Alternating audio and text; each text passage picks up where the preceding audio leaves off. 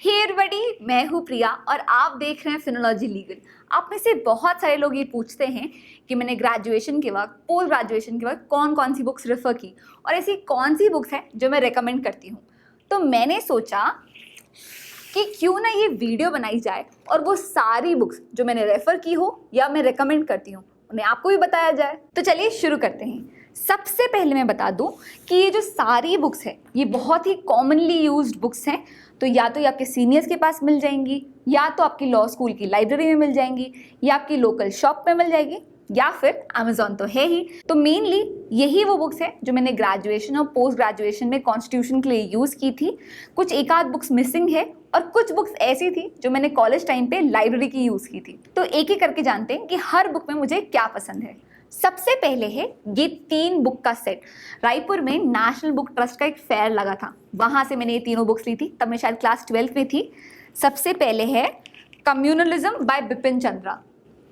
ये book mainly आपको secularism और कम्युनलिज्म के आइडियोलॉजीज में क्या डिफरेंसेस है ये बताती है। बहुत पतली सी बुक है, ये शुरुआती दिनों में मैंने पढ़ी थी।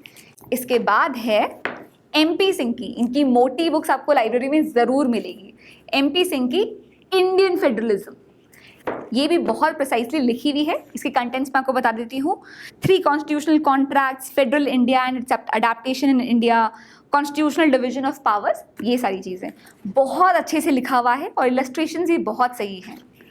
इसके बाद है our political system by Subhash Kashyap. अगर आपको इंडियन हिस्ट्री या पॉलिटिकल हिस्ट्री में ज़रा भी इंटरेस्ट है या आप कॉन्स्टिट्यूशन पढ़ना स्टार्ट करना चाहते हैं तो उससे पहले ये बुक ज़रूर पढ़िएगा। इस बुक की लेंथ 400 पेजेस की है। इसके कंटेंट्स में मैं आपको बता देती हूँ। Political system, Indian polity, executive judicial system, Indian federalism, election and political parties, ये सारी चीज़ें। सुभाष कश्यप के रिकमेंडेशंस आपको मेरी आगे की लिस्ट में भी मिलेंगी। ये 3 बुक्स मैंने आउट ऑफ क्यूरियोसिटी पढ़ी थी। अब आते हैं ग्रेजुएशन के पीरियड पर। तो ये पहली बुक है जो मैंने शायद सेकेंड ईयर की एंडिंग में या सेकेंड ईयर में खरीदी थी दिल्ली से। ये भी है सुभाष कश्यप की our constitution. Normal constitution book से कंपेयर्ड इसका लेंथ बहुत कम है, तो शायद ये इंसेंटिव हो आपको पढ़ने के लिए। तो लॉ स्कूल सिलेबस के इंपॉर्टेंट पॉइंट्स को ये कवर करती है। ये बुक डिटेल्ड में नहीं है, तो आप ग्रेजुएशन के लिए इस बुक को सोलली रिलाई नहीं कर सकते हैं। अगर आपको फेयर आइडिया चाहिए कि कौन से टॉपिक्स में क्या क्या इंपॉर्टेंट पॉइंट्स हैं, तो आप इसे रेफ़र कर सकते हैं जैसे constitutional history, salient features of constitution, preamble, fundamental rights, emergency provisions. तो as a reference to constitution आप इस बुक को ज़रूर पढ़ सकते हैं। इसके बाद आती है SR माइनेनी की कॉन्स्टिट्यूशनल लॉ पार्ट 1। इस बुक की भी लेंथ कंपैरेटिवली अच्छी है कंपेयर टू नॉर्मल कॉन्स्टिट्यूशन की बुक्स। इन 2 बुक्स की मुझे सिर्फ एक प्रॉब्लम लगी कि इनका स्कोप बहुत ही कॉन्स्टिट्यूशनल है, मतलब बाकी एग्जाम्पल्स नहीं जोड़े गए हैं, रीसेंट केस एनालिसिस या डीप लैंडमार्क केस एनालिसिस भी नहीं किया गया है। तो ये एक प्रॉब्लम है, इसीलिए मैं बोलूँगी कि इन बुक्स को आप रेफ़र कर सकते हैं, सोलली रिलाई नहीं कर सकते हैं। इसके कंटेंट्स भी मैं आपको बता देती हूँ, जैसे सिटीजनशिप, प्रियम्बल, फंडामेंटल राइट्स और फंडामेंटल ड्यूटीज। तो इसमें कुछ इंपॉर्टेंट टॉपिक्स हैं जो आपके ग्रेजुएशन सिलेबस में कवर होते हैं। माइंड यू कि इन दोनों बुक्स में ये सारे टॉपिक्स आपको नहीं मिलेंगे। इन बुक्स के अलावा 2 ऐसी बुक्स जिनमें मेरा पूरा ग्रेजुएशन गुजरा है वो है VN शुक्ला और MP जैन की बुक्स। आप में से बहुत सारे लोगों ने लाइव सेशन के वक्त पूछा था कि MP जैन, दुर्गादास बसु या VN शुक्ला, इन तीनों में से मैं कौन सी बुक को रेकमेंड करूंगी।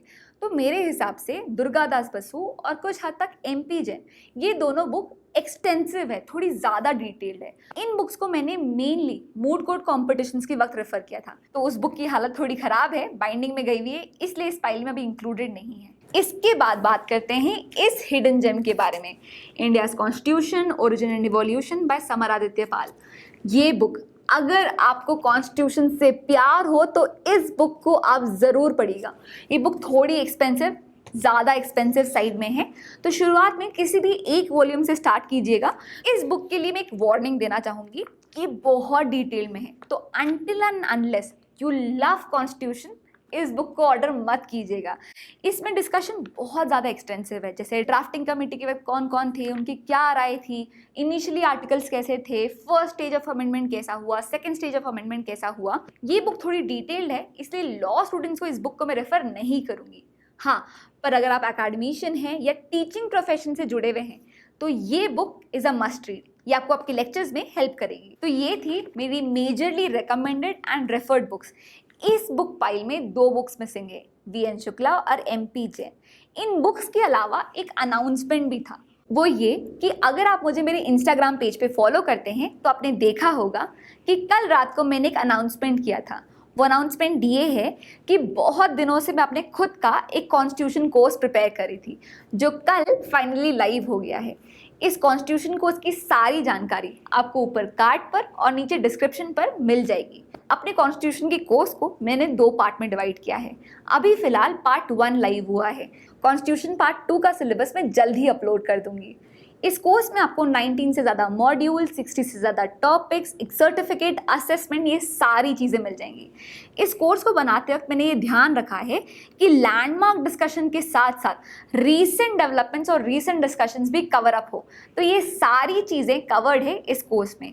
इस कोर्स में कॉम्प्रिहेंसिव वीडियोस के साथ साथ आपको इन डेप्थ नोट्स भी मिलेंगे, जो किसी भी कॉम्पिटिटिव एग्जाम्स या सब्जेक्टिव आंसर लिखने में आपको बहुत हेल्प करेंगे। तो अगर आप इस कोर्स में इंटरेस्टेड हैं तो डिस्क्रिप्शन में जो लिंक है बस उसे क्लिक कर लीजिएगा, आपको सब पता चल जाएगा। So that was my recommendation and my announcement. Do let me know how do you find this video. That's it for now. See you in the next class. Bye bye.